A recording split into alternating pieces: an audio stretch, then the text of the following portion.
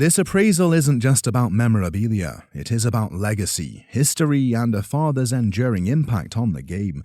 The guest brought in an extraordinary collection of items that belong to his father, Lou the Toe Groza, a legendary kicker for the Cleveland Browns. Lou Groza had an illustrious career playing for the Cleveland Browns in the All-America Football Conference, AAFC, and National Football League, NFL, from 1946 to 1968. Groza wasn't just a record-setting athlete, he was a Hall of Famer, a Browns icon, and as his son proudly put it, a Hall of Fame-worthy father. I was probably 7 years old when he retired from the Browns. A recent honor is the NCAA has an award named after him for the top kicker of the year, which is kind of a neat thing to continue his legacy, even though he's been long gone. He died, unfortunately, 10 years ago. Among the items presented is a Browns sideline jacket, a football jersey, and most significantly, Groza's 1950 NFL championship ring. The ring holds deep sentimental value for the guest, not only because it represents the Browns' first NFL title, but also because of a personal connection. It means a lot to me because it was the Browns' first championship in the NFL, and he won it with the last-second field goal on Christmas Eve back in 1950. Right, against the Rams, right? Exactly. After receiving it in a family keepsake lottery, he discovered a childhood photo of his father holding him as a baby, wearing this very ring. The appraiser highlighted Groza's remarkable career, noting that he was part of all 8 of the Browns' championship teams, spanning both the AAFC and the NFL. The Browns dominated the AAFC, winning 4 consecutive titles before transitioning to the NFL, where they added 4 more championships. He was the only member of the Browns in history to be on each of their championship games, which is kind of neat. The team's last title came in 1964, and Groza remains the only Brown to have played in every championship game in the franchise's history. A light-hearted memory punctuated the conversation. The guest recalled a moment from his father's later playing years. There's one where he was probably 45 when he retired, and he, in his earlier years, used to take great pride in kicking off and running down and making the tackle as a kicker. Right. But in the later years, when he was older, he was 45, he was slower, heavier, as you can see in that picture. So Paul Brown would keep him back as a safety valve, and he happened to be kicking off. It was probably one of his last games, and a rookie from the opposing team knocked him down on his back, and my dad laid there dazed, and this young guy reached down and said, "Sorry, Mr. Groza." It was a fitting tribute to a man who had earned the admiration of generations of players. Altogether, the guest collection, holding great significance to AAFC and NFL history, is valued at around. So you have a total value of around $60,000. Okay. Wonderful. In an attic, forgotten for decades, a small stack of old baseball cards collects dust for years. What seemed like just another family heirloom turned out to be a jackpot. It's safe to say the guest had no idea what he was holding. I had apparently brought them from Baton Rouge in about 1940, after my grandmother broke up her house, after my uncle had died, and so on. That's really about all I know of them. They've been dormant for all that time. The appraiser, however, immediately recognized something extraordinary. These aren't just any baseball cards. They are Southern Tobacco cards, some of the rarest in existence. Issued between 1910 and 1913, these cards were far less common than their East Coast counterparts. And they are the rarest tobacco cards that were issued, primarily because there was a limited supply made, and also because the weather down here isn't conducive to paper surviving. And a lot of these were issued in New Orleans and in Louisiana, so it makes sense that these would be from Baton Rouge. Among the collection, the guest had unknowingly chosen cards from several coveted sets: T213, T215, and T207. A John McGraw card with a red cross back stood out, as did 2 seemingly random choices, Ward Miller and Louis Loudermilk. Then came the moment of truth. The Loudermilk card was not just rare, it was almost unheard of. Featuring a red cross back, fewer than 10 of these exist. There are less than 10 Red Cross T207 backs known. Louis Loudermilk is one of the rarest cards in the set. This card may be unique. As a unique card, the appraiser struggled to keep a poker face as he realized the significance of the find. The valuations kept climbing, the 2 T213 cards worth an estimated cards at auction at around $300 to $500 for the pair. Talking value, the McGraw Red Cross card in this collection alongside the Red Cross back is worth about I would estimate them at $2,500 to $3,500 for the pair. Wow.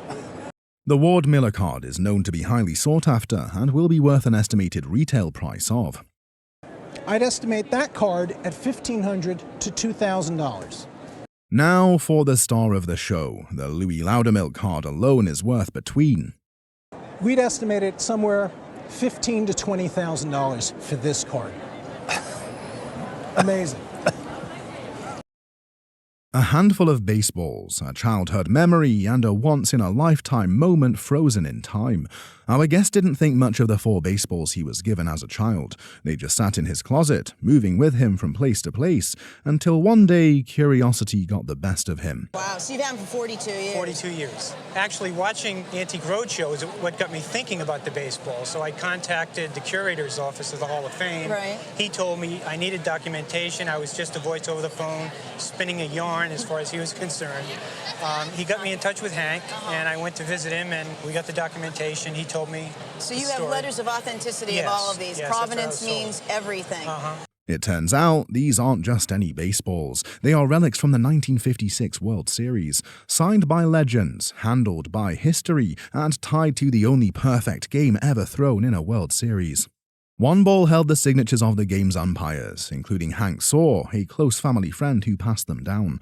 Adding significantly to the provenance of these balls, we have a documentation directly from Hank Saw, proving the authenticity of the pieces. You have to be very careful of fakes and phonies. There are lots of balls that get sold at auction that way, so we take great care to authenticate them. We're going to base everything on what Hank said to you and the notarized documents that you have. Another ball in this collection bears the signatures of the 1956 New York Yankees, missing a few names but still boasting greats like Yogi Berra and a faded Mickey Mantle. Next is the Brooklyn Dodgers balls, covered in the autographs of icons, Jackie Robinson, Pee Wee Reese and Duke Snider among them. But the real crown, a plain, unsigned baseball that had been in play during Don Lawson's perfect game. About 2 months ago in Richmond, we met him at a card show.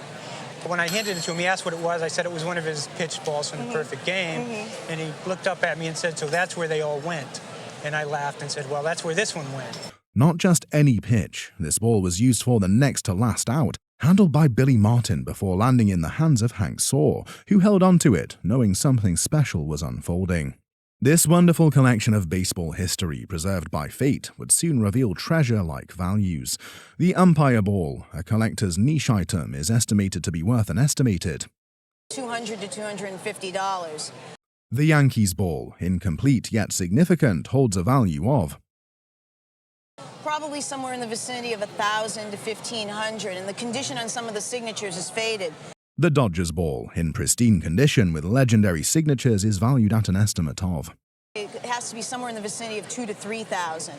And then the Holy Grail, the ball from Don Lawson's perfect game, with only a few known to exist, paired with bulletproof provenance and an unforgettable story. This single baseball could fetch up to This ball at auction, probably somewhere in the vicinity of $15,000 to $18,000.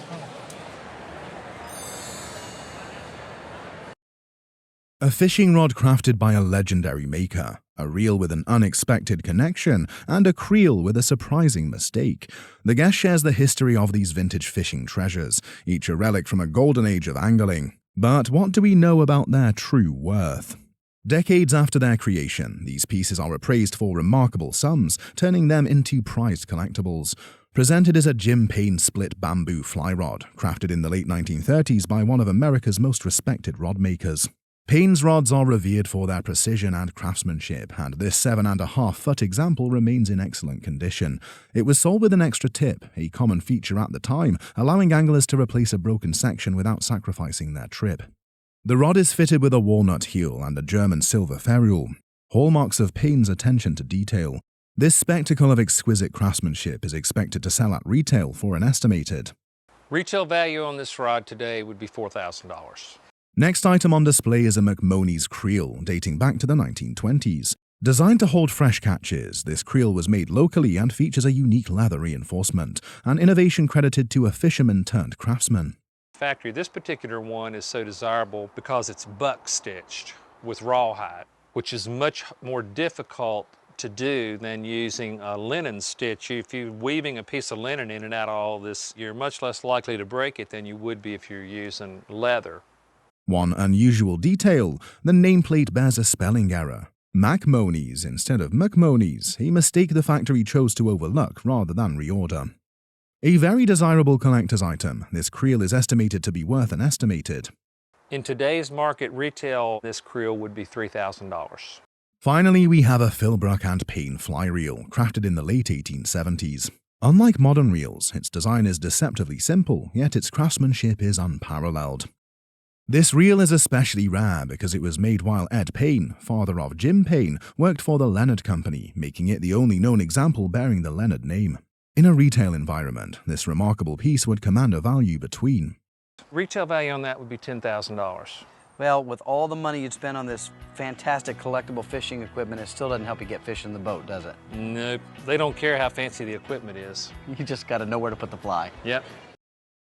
A photograph with a legendary name, a connection to vaudeville, and a value that's nothing short of a home run.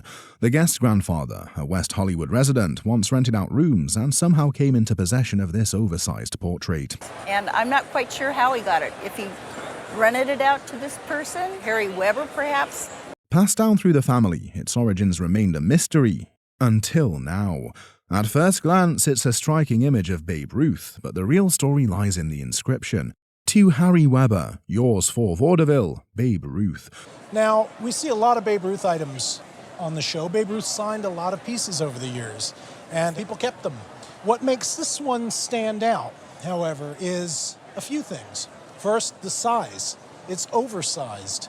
Generally, when you see a photo like this of Ruth, Harry Weber wasn't just any name. He was a theatrical agent, deeply involved in vaudeville, and one of Babe Ruth's earliest representatives. In the off-season, Ruth entertained crowds not just with a bat, but on stage, appearing alongside entertainers to capitalize on his skyrocketing fame. and during the off-season, he's a big-time attraction on the vaudeville circuit. So he would go and appear with tap dancers and jugglers and comedians, and he would do a little skit. And people would come from all over to see Babe Ruth. Dating back to the early 1920s, this signature is from Ruth's prime, a time when he was not only revolutionizing baseball, but also dabbling in silent films. The bolding, the crisp clarity of the image, and the sheer size of the photograph make it a standout piece among Babe Ruth memorabilia. While many signed photos of the baseball icon trade for thousands, this one's uniqueness pushes its value even higher. At auction, an autographed baseball like this would command an estimate in the range of This photo, somewhere between $15,000 and $20,000. Oh my gosh. I wouldn't be surprised if it sold for more. It's that good. Wow. A love for baseball that crossed oceans, a collection that defies time, and a letter from a legend. This is more than just memorabilia. It's history wrapped in ink and leather. Central to this collection is the legendary American professional baseball player and icon Lou Gehrig. Playing his entire Major League Baseball career of 17 seasons with the New York Yankees, Lou Gehrig was renowned for his prowess as a hitter and for his durability, which earned him the nickname the Iron Horse. This collection includes a letter written by the baseball legend personally to the guest's ailing father, offering heartfelt condolences. A letter like this is beyond rare. It's almost mythical in the collecting world and would be valued at and would sell for about $6,000 to $8,000. Then there's the baseball signed by Goose Goslin, an iconic American professional baseball left fielder. He played in Major League Baseball for the Washington Senators, St. Louis Browns, and Detroit Tigers from 1921 until 1938. Time has not been kind to this baseball, but even in its current state, it still carries a price of. That ball is going to be worth about $300 to $400. The other two baseballs, they don't just have good signatures, they have great ones, signatures that command anywhere from. Probably going to be worth about $1,000 to $1,500 each. Finally, we shine the spotlight on another letter, written and signed by the iconic Joltin' Joe DiMaggio. Setting the record for the longest hitting streak, he is considered to be one of the greatest baseball players of all time. The Yankee Clipper himself, a man whose autograph is as coveted as his swing was smooth, this piece would fetch a price at auction. It's worth about $1,000 to $1,500. Altogether, this collection isn't just a stack of old letters and baseballs. It's a treasure trove, a testament to America's pastime, and it is estimated to be worth Together would be valued at about $15,000 to $20,000. I'm overwhelmed. A moment frozen in time, 2 photographs, 1 legend, and a signature that still carries weight decades later. The guest's father, just 9 years old in 1947, had an unforgettable encounter with the legendary baseball player Babe Ruth. Nicknamed the Bambino and the Sultan of SWAT, Babe Ruth had an illustrious career in Major League Baseball, MLB, spanning 22 seasons, from 1914 through 1935. Ruth is regarded as one of the greatest sports heroes in American culture and is considered by many to be the greatest baseball player of all time. At the time, he was promoting youth baseball in partnership with the Ford Motor Company, thanks to a well-placed phone call from the guest's great-uncle, Carl McGiffin, who worked at Ford. He placed a call and said, "Bring my dad down to the hotel, we're going to take some photographs, and I'll get some signatures." And about 2 years ago, we found this menu. The young boy was brought to the Jeff Davis Motel to meet the baseball icon. The result? 2 identical signed photos capturing the beautiful moment. Years later, the guest's father had the photograph framed and passed down, a family treasure with an incredible backstory. The memory of that day is vivid. Ruth, ever charismatic, was smoking a cigar, a poignant detail given that he had been diagnosed with throat cancer just the year before. Within a year of that meeting, he would pass away, cementing his status as one of baseball's most enduring figures. Beyond his record-breaking career, Ruth had a deep love for children, shaped by his own childhood at St. Mary's Industrial School. Throughout his life, Ruth made it a priority to visit hospitals, orphanages, and any place where children needed a hero.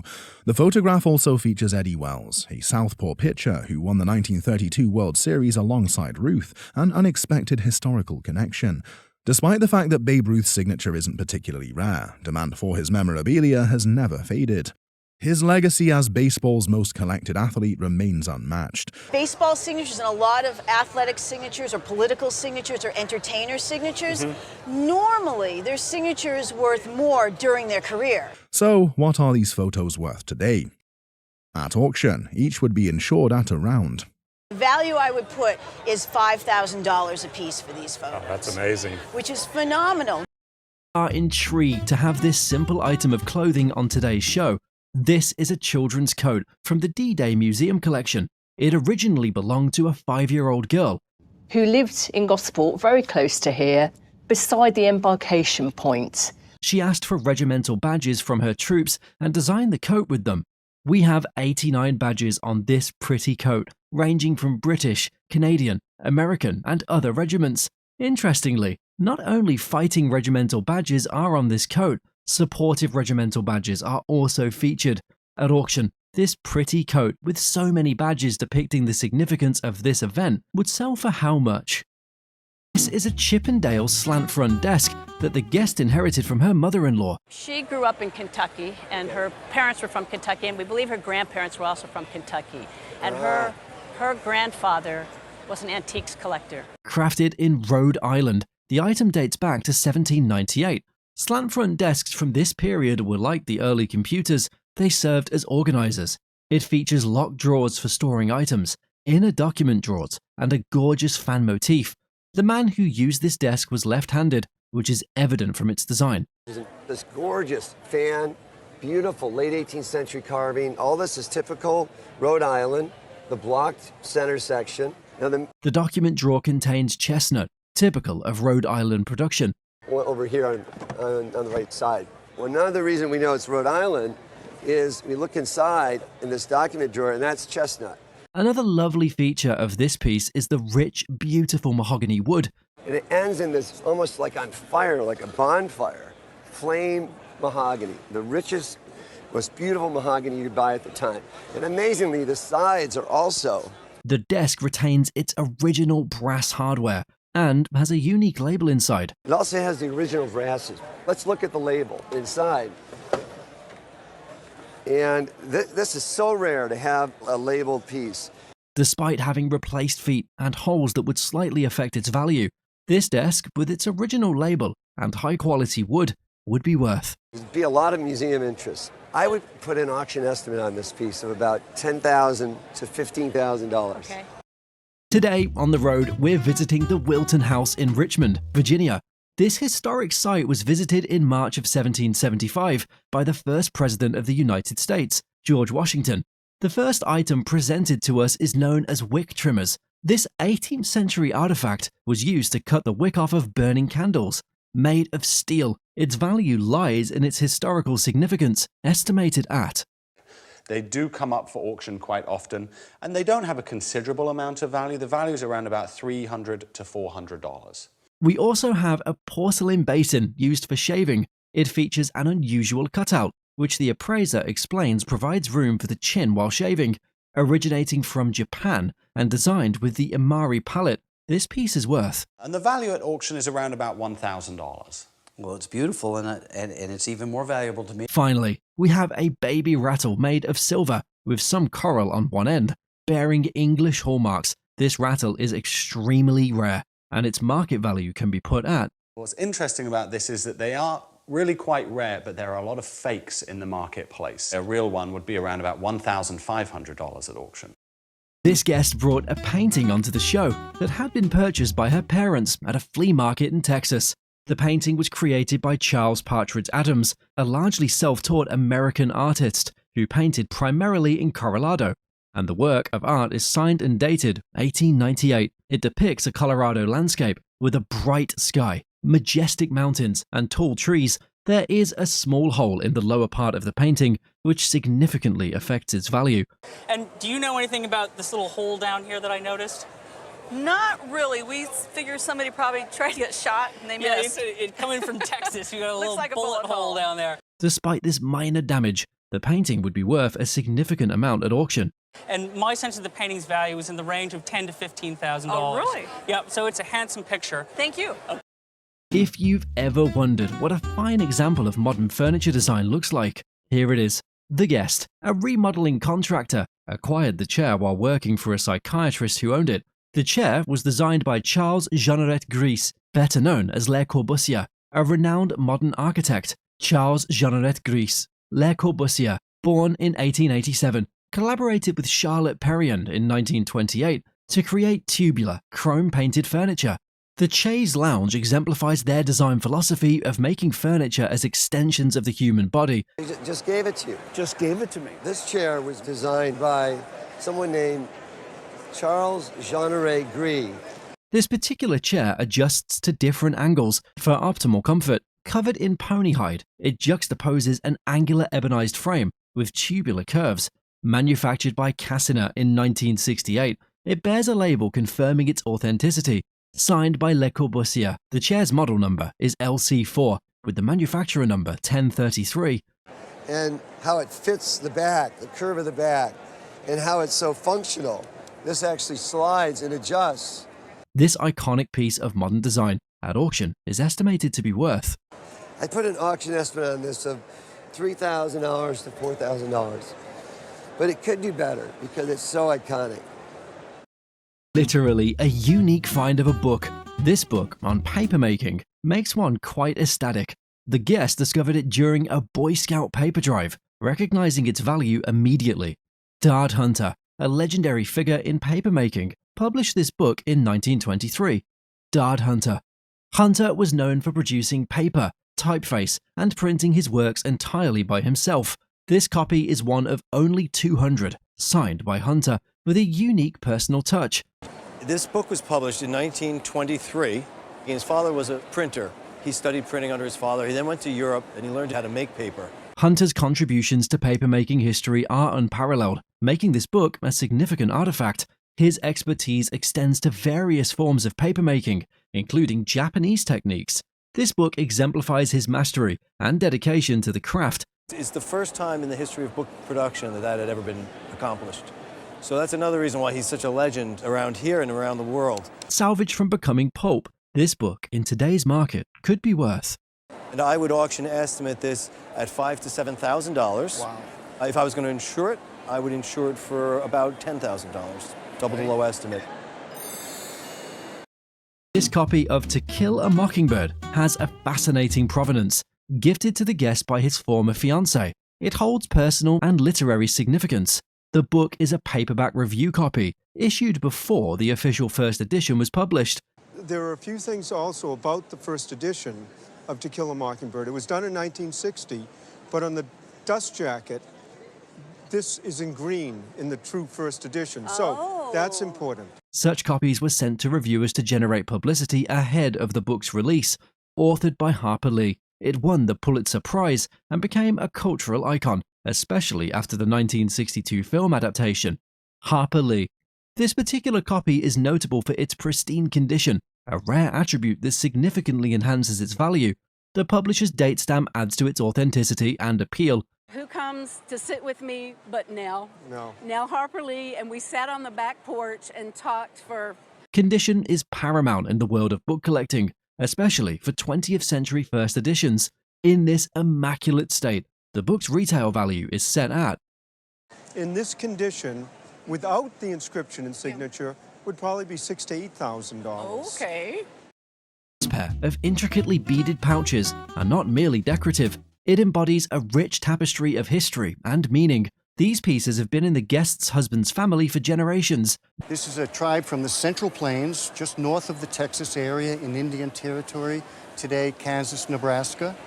They are Kiowa Indian beaded pouches, featuring two different types of hide. The base of the pouch is known as a striker light, and the fringe, made from deer hide, is embellished with tin cones. The beads are European and they're traded to the Indians. Rather wonderful detail on this. On the fringe, there are tin cones. Such items were traditionally worn on the belts of Native American tribesmen and served to carry various tools. As a testament to Native American craftsmanship, this pair is estimated to be worth... On a retail market, a collector, I believe, would be very happy to pay about $9,500 for this ensemble. Paintings often evoke various emotions and memories, but these paintings are particularly special due to their connection to Bob Ross. A group of guests brought in 2 Bob Ross paintings acquired by their parents in the 1970s. The appraiser, a passionate Bob Ross fan, was emotional upon seeing the works, emphasizing their rarity at auctions. The paintings were created during Ross's time at Eielson Air Force Base before he became famous for the Joy of Painting TV show, started in 1983. The appraiser noted the distinct Alaskan oil painting stamp on the stretchers, confirming their authenticity from the 70s. The Northern Light scenes and a commissioned cabin painting showcased Ross's early style and skill development. The appraiser highlighted the emotional and therapeutic connection people have with Ross's work, contributing to their high market value. The appraiser valued each painting higher than the original $12 and $5 purchases. Current marketplace, Bob Ross paintings like this would sell in the $15,000 to $25,000 range. Oh my gosh. As the appraiser mentioned that the TV series paintings have sold for much higher, with one reaching 6 figures. Paintings from the TV series sell in a certain range. There was one that recently did $41,000, and the most expensive one that we've heard of was from the very first TV show, and that did 6 figures. Oh my. Books are often repositories of knowledge and stories, but this book is a unique historical artifact with profound significance. A guest brought in a fragile law book, originally gifted to his father, and then to him. Used by Don Juan Filial in the Louisiana Territory, the appraiser identified it as the Digest of the Civil Law, published in New Orleans in 1803, the same year Thomas Jefferson purchased the territory. The bilingual book, printing laws in English and French, highlighted its historical significance. Don Juan Filial, also known as Jean-Baptiste Filial, was noted for spreading these laws and establishing Fort Miro, now Monroe.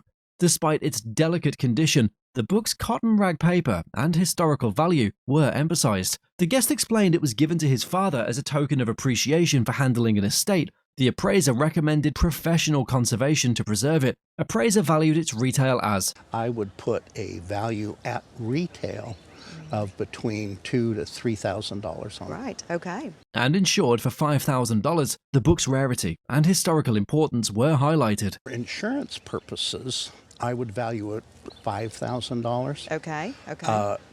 Because the adage is, find another. Artworks are often diverse in style and subject matter, but these artworks by Ludwig Bemelmans stand out for their charming illustrations and cultural significance. The guest brought in 2 cherished artworks by Ludwig Bemelmans, gifted by her husband over the years. One is an illustration from Madeline in London, renowned for its vibrant hand-applied colours depicting iconic British landmarks and a double-decker bus. Bemelmans, a German immigrant famous for his Madeline series, was also known for murals and children's illustrations. The second artwork is a sketch for Noodle, a book featuring a dachshund by Munro Leaf, showcasing Bemelman's affection for the breed. The appraiser noted Bemelman's estate likely sold these pieces posthumously, evident from their haphazard signings and markings. The Madeline in London illustration, dated 1961, reflects Bemelman's distinctive style and cultural themes. The Noodle sketch precedes the Madeline series and holds historical significance. Appraiser valued Bemelman's artwork with the Madeline in London illustration as it is a full sketch, wonderful piece. It's probably worth around $12,000 to $15,000. Whoa! and the Noodle sketch at auction is valued as and it's worth probably around $5,000 at auction. So really, you done good. I am astounded. This guest brought 2 etchings created by the prominent German artist Kath Kollwitz, whose work spanned from the 1890s to 1942. Kollwitz, a key figure in German Expressionism, infused her art with profound emotions. The mother and child? $180. And for the portrait? For the portrait, we paid $725. The first etching, Mother and Child, dates to around 1900 and portrays the touching bond between a mother and her child, and it's valued at. Our retail value today, I would say, is probably between $500 and $700. The second etching, a self-portrait from around 1920, stands as a testament to Kollwitz's strength and character. Purchased in 1985, this piece was printed on a sought-after cream Japanese paper and is pencil signed by the artist herself. This exceptional piece reflects both artistic and historical importance and is worth. Self-portrait, on the other hand, today a retail value for this would be around $12,000 to $18,000. Wow. This 1914 Gibson F4 mandolin, accompanied by its original case, belonged to the guest's great-uncle, who was a member of the Detroit Symphony. She gave it to me. All I know is that my Uncle Byron played in the Detroit Symphony, and he passed away in 1978. Well, your great-uncle Byron was part of a tremendous trend in mandolins around that time. The mandolin was an extremely popular instrument starting in the late 1880s. The mandolin, produced during the peak of the instrument's popularity, represents Gibson's most expensive model of the time. So this is a Gibson F4. It was the most expensive mandolin they made at the time, and it cost around $150 in. This mandolin features a spruce top stained black, curly maple back and sides, and a mahogany neck which embodies the Art Nouveau design, with matching curls on the body and headstock. It also includes inlaid celluloid tuners made in Germany. The rectangular case is quite unusual for the period, as most mandolins came with smaller shapen cases. Given its condition and provenance, this mandolin would retail for. In a specialty shop environment, a mandolin like this would probably have a retail value of somewhere between $6,000 and $7,000. Oh, okay. This wonderful Marx car and battery-powered dump truck bring back childhood memories. Received these as Christmas or birthday presents when I was a kid back in Minnesota. This was in the late 30s or early 40s. Well, of course. These toys date back to the pre-war era, as production of tin toys stopped in 1941 due to the war. Interestingly, the Marx Roadster, accompanied by a travel trailer, is in exceptional condition. This wind-up toy, a classic of the 1930s, is a testament to Marx's reputation as one of the premier American tin toy makers of the 1920s and 1930s. The Roadster, with the trailer at auction, would fetch. I think a conservative auction price for the Roadster with this travel trailer could be about $400 to $600. Yeah. Also, the battery-powered dump truck is even more remarkable.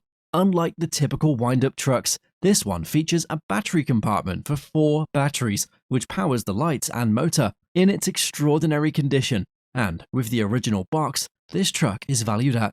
Extraordinary condition with the original box. A conservative auction price would be $3,000 to $4,000. Man alive.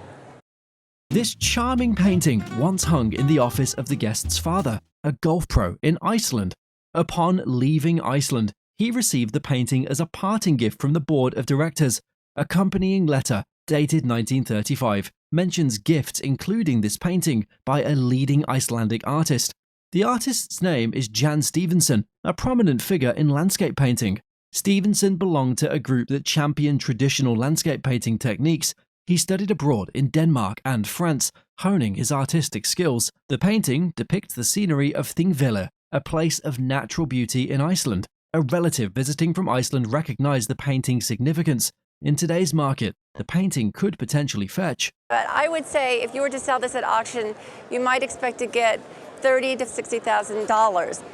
Oh, wow. That's fantastic. These photographs feature Luceria Borri, a Spanish opera star. The guest's husband's great aunt served as her personal secretary throughout her career. You can see here she's got the earrings in a shorter style, and then here in the much longer version as we see here on the table. What makes these earrings fascinating is their detachable central parts, allowing for different styles. Dating back to the 18th century, they were crafted based on older designs, but updated over the centuries. Made of gold and garnet, these earrings have tops that were added later, as the original parts were replaced. Each segment is separated by tabs on the back, with engravings that add to their charm. They were designed to be worn in sections due to their weight, providing comfort during carriage rides and events. Their excellent condition is rare, making them a valuable historical find. They could be insured for. I would say that you would probably want to insure these for anywhere between $8,000 and $10,000. That's amazing. The jewelry's current appraisal ranges from $6,500 to $8,500. Displayed on today's show is a sign-in log sheet from a radio program called Request Performance. Our guest purchased the log sheets at a flea market 15 years ago. The show was broadcast by CBS Radio in 1945. And where'd you come by it? I actually bought it at a flea market from someone who saved it out of the garbage from being thrown away. And was a comedy variety show. In the log, we can see the names of various public figures who appeared on the show, along with their comments. It's remarkable how well preserved these sheets are. At auction, being a significant part of American entertainment history, they would be valued at. We were thinking the autographs alone in this format would be about $4,000. Okay. A watch was brought by the guest to the show. It had been a gift from his father upon graduating high school in 1984. The appraiser identified it as a Rolex Explorer 2 model 1655. This model included a 24-hour hand and luminescent features designed for cave explorers. Made in 1984, it still had the original dial, bezel, and hands, which substantially increased its value. Despite being worn extensively, the watch was in pristine condition. The particular model and its condition made it highly collectible. The appraiser noted that having the original box and papers would have added extra value. Given its desirability, the suggested value was probably sell on the retail level for somewhere between $12,000 to $14,000. Really? Wow, that's amazing. Here is a collection of items affiliated with Richard Nixon. This letter, penned by Richard Nixon in 1975, was directed to the guest's father to express gratitude to the guest's father for his insightful comments regarding his leadership. The value of this letter is estimated at. And this would have a value of about, at auction, $1,200 to $1,800. Okay. Included in the collection is an autographed menu from Don Julio restaurant in Miami, showcasing Nixon's favored dishes. In an auction, this item could command. This signature, again, a lovely signature, about $500. Okay. Furthermore, there is a brochure signed by John Kennedy and George Smothers at a presidential dinner held in Florida in 1962. This signed brochure is appraised at. The signatures alone are valuable, but together on this document would be about $5,000 to $7,000. Guest presented a hat that had belonged to a friend, Mr. Bayliss, who had provided costumes for John Wayne. The appraiser examined the hat, along with two framed pieces that corroborated its provenance. One framed piece was a photo inscribed by Michael Wayne, John Wayne's son. The inscription established a tangible connection between Michael Wayne, Mr. Bayliss, and the guest. The second framed piece was a cartoon crafted by John Vaught, an artist for Walter Lantz. The hat's authenticity was definitely proven by the label inside the hat that read Wayne No. 1. An additional label indicated that the hat had been made by Nudies, a renowned Hollywood costume maker of that era. Given these details and the established provenance, the appraiser estimated the hat's value to be. I wouldn't hesitate to estimate the hat anywhere from $4,000 to $6,000. Asian artworks are renowned for their intricate designs and historical significance, but this particular piece is exceptionally fascinating. A guest brought in an item purchased at an estate auction in Winchester, Virginia, where they paid $60 for it. The guest had guessed the item was of Japanese origin. The appraiser found the item interesting because it featured Chinese designs, but was actually Korean, dating back to the 11th or 12th century during the Koryo dynasty. The guest was surprised to learn about its ancient origin and that it was buried as a food offering for the afterlife. The appraiser noted the item's bronze material, steep-sided rounded shape, and authentic green patina, indicating age and authenticity. The patina resulted from the interactions of minerals, water, and acids in the soil over centuries, likely unearthed in Korea in the 1920s. The item's value was estimated at. The value for the entire group has got to be somewhere between about $1,500 and $2,000. Oh, that's great. So that's a pretty good find, too. That is good. Very good. If you're captivated by the allure of Hollywood's golden era, this collection is a treasure trove. The guest assembled these autographed photos of movie directors while in grad school between 1974 and 1981. His journey began with Fritz Lang, the legendary director of Metropolis. Fritz Lang. Lang's personalized response ignited a passion for collecting autographs from 428 directors. I just began to write them one after another. So the thrill of the fact that this famous director who did Metropolis, one of these groundbreaking films. The collection also includes other notable figures, such as Charlie Chaplin. Charlie Chaplin. Bound in 5 binders, these autographs highlight a unique niche, often overlooked in favor of actors. The guest also has 60 autographs of famous actors from the silent to sound eras.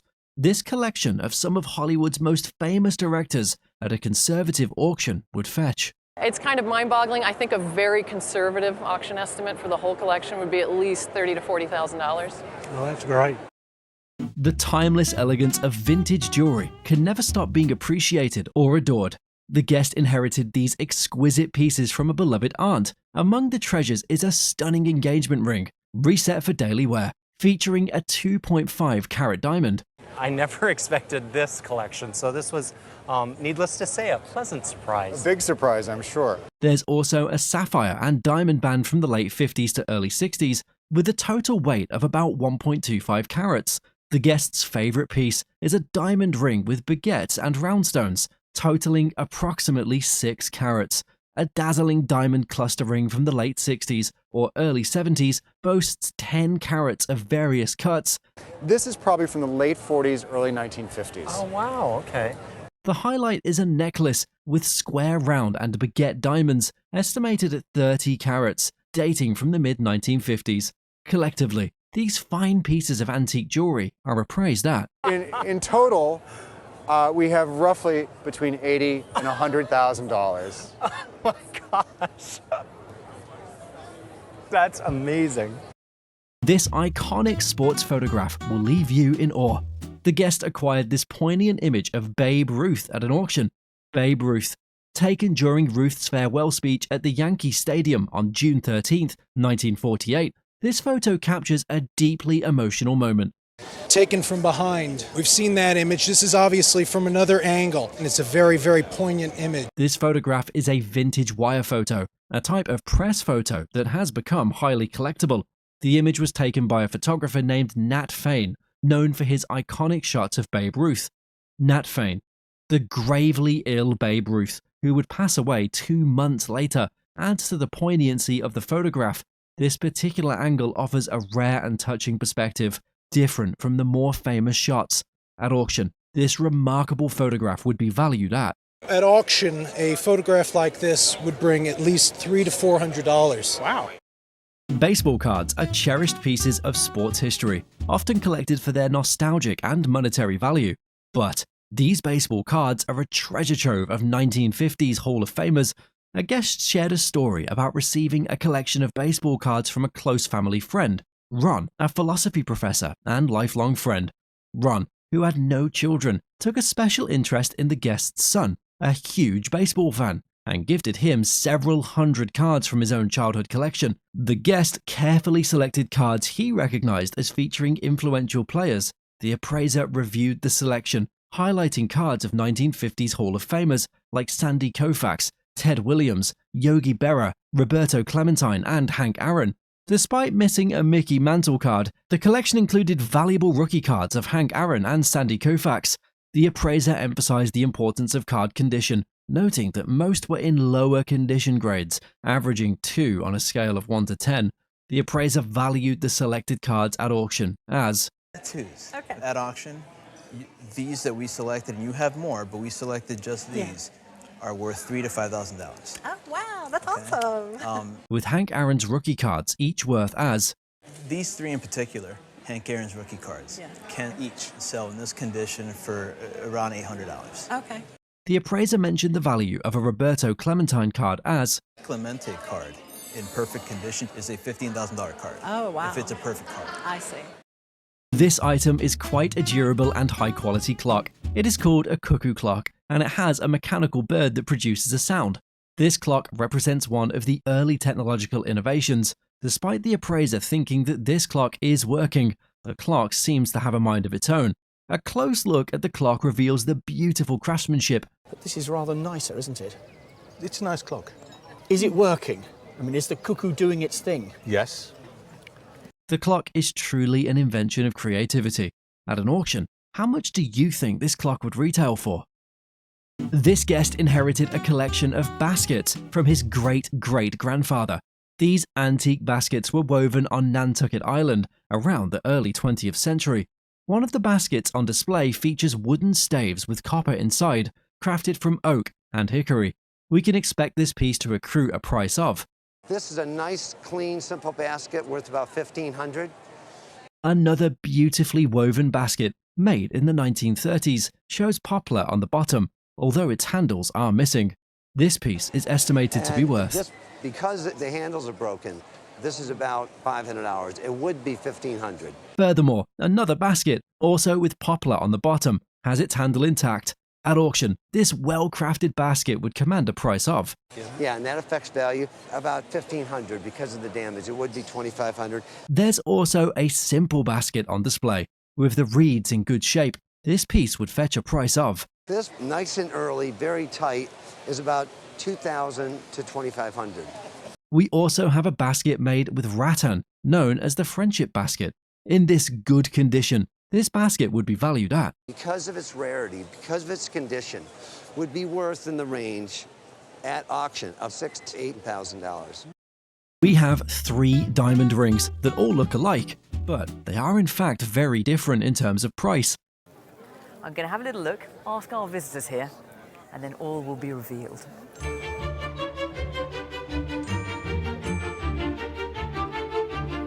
Based on appearance, we want to see who can tell which is which.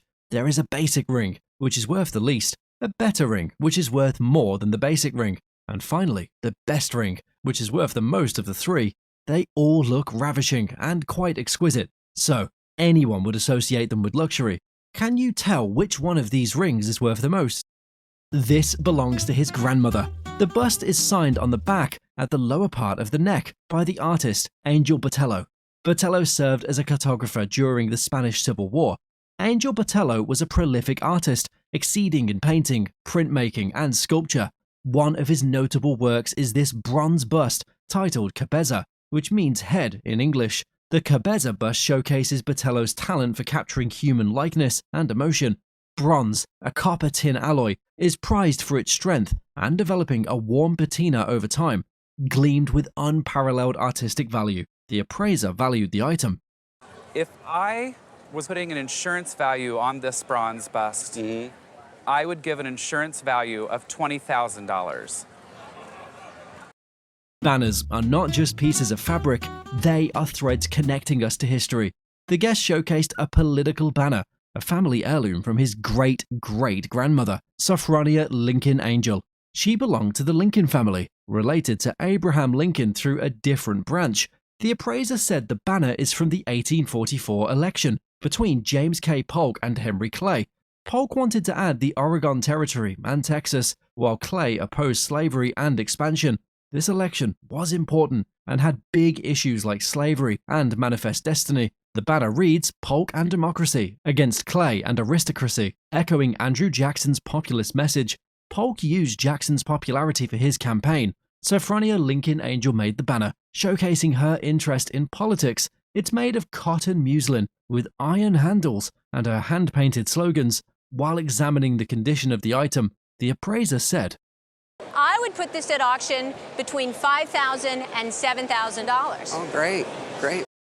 The excitement of an auction can lead to incredible finds. In 1982, during a rainy and cold afternoon auction, the guest noticed a valuable Oriental rug among some blankets. She bid for this rug and was able to acquire this piece. The rug, which is presented today, is a late 19th century kuba woven in the Caucasus region of southwestern Russia. The rug that we have here is a late 19th century kuba, and it's a rug that was woven in the Caucasus, which is a mountainous region in southwestern Russia. Its vibrant colors and intricate design reflect a weaving tradition dating back to the 17th century. Synthetic dyes used in the late 19th century. And that helps us date it to the late 19th century. And you'll notice that the colors have faded on the front. Front colors softly faded over time. After cleaning and minor restoration, this beautiful example of a village rug could be worth. And doing a little bit of minor restoration, it would sell for between $3,000 and $3,500. That's very nice. Discovering a hidden gem at a garage sale can be thrilling. Some years back, the guest stumbled upon a small pitch-black table covered in mold at a yard sale and acquired it. This unassuming piece turned out to be a Federal Inlay mahogany demi-lune card table by the renowned cabinet makers John and Thomas Seymour, showcasing exquisite craftsmanship. The table features figured mahogany, egg and dart inlays, and delicate sandwood bow knots. John and Thomas Seymour were known for their superior quality furniture, often created for Boston's wealthiest families in the late 18th century. Boston. In Boston, which is where they work. No Massachusetts. And it's a little bit deteriorated, but you can still read it. Yes. And that's just extraordinary because it's so rare to find label pieces. Yes. To preserve its original patina and charm, the guest has cleaned the table with linseed oil and turpentine. This table, everything about it, even if it didn't have the label, says John and Thomas Seymour. The quality is incredible of it. It has this wonderful figured mahogany. Remarkably, the table still bears the original label of John Seymour & Son, a rare and valuable find. In today's market, this exceptional piece of furniture is estimated to be worth, In the open marketplace, on a good day, would be in the range of about $200,000 to $225,000. Wow. Finding a perfect oak table for a large family can be quite a challenge. This led to these guests acquiring this table set, including 6 chairs, 6 leaves, and a buffet from their neighbor in 1958 or 59. Years later, after a tropical storm damaged the table, the guests discovered it was made by the famous Gustav Stickley during refinishing. Gustav Stickley. Stickley was an American furniture manufacturer, designing leader, publisher, and a leading voice in the American arts and crafts movement. His mark, als ik kan, meaning to be as best as you can, was found on the set. The simple, straightforward design and handcrafted copperwork on the sideboard are hallmarks of Stickley's craftsmanship. Well, let's look and see what he discovered on this set when he started to refinish it, which was the mark, the maker's mark. The chairs, with their subtle V-shaped crests, are particularly valuable and would be worth. The chairs could bring at auction $1,500 to $2,000 a piece. So we've got 6 of them. The dining room table, a testament to its exceptional design and historical significance, The dining room is valued table at. itself is probably about a $3,000 table. The sideboard, quite impressive, showcasing the exquisite artistry and timeless appeal of Stickley's work, would sell for. And the sideboard is in the $6,000 to $8,000 range were we to estimate them at auction. So we've got a good group here. We certainly do. This is a magnificent set of church silver that has been brought on the show. We can notice that the set is quite appealing thanks to the silver from which it was made. Despite the fact that this set was presented to a church, the most interesting part of it is that it was linked to the United States' first president, George Washington. This set was made in 1684, which is over 200 years ago, and yet it still shines so brightly. Within the church, there is this memorial. Yes. And that is the Washington Memorial. And even more special because of the connection with the Washington family, and that also makes it quite rare because we don't often see items from the 1600s. At an auction, this appealing Washington family set of church silver would retail at the price of. But I'm really sure, I'm comfortable that this would fetch well over £100,000. Wow.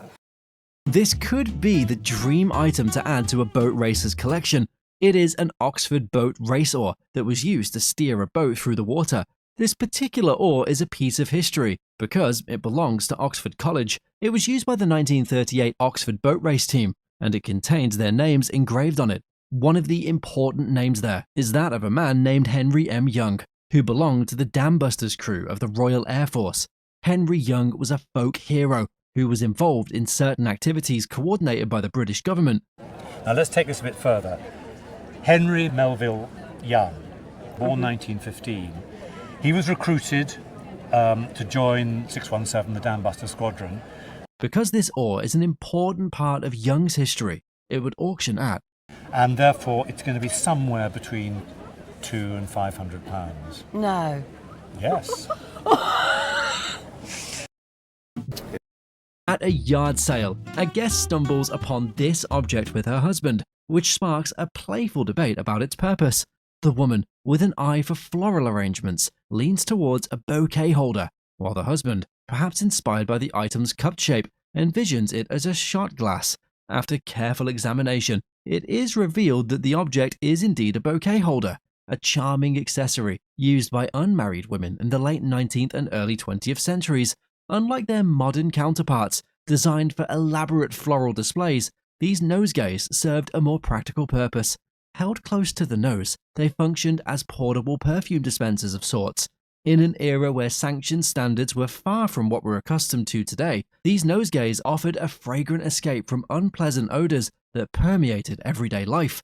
This particular nosegay holder boasts a unique built-in stand, a clever design feature that sets it apart from more common versions. Most nosegays were designed to be held in the hand, but this one offered the convenience of being displayed on a tabletop or mantelpiece when not in use. The guest, having scored this little piece of Russian silver for a mere $5, is left speechless when she's told the value of this piece at auction. $1,000 and maybe perhaps $1,500.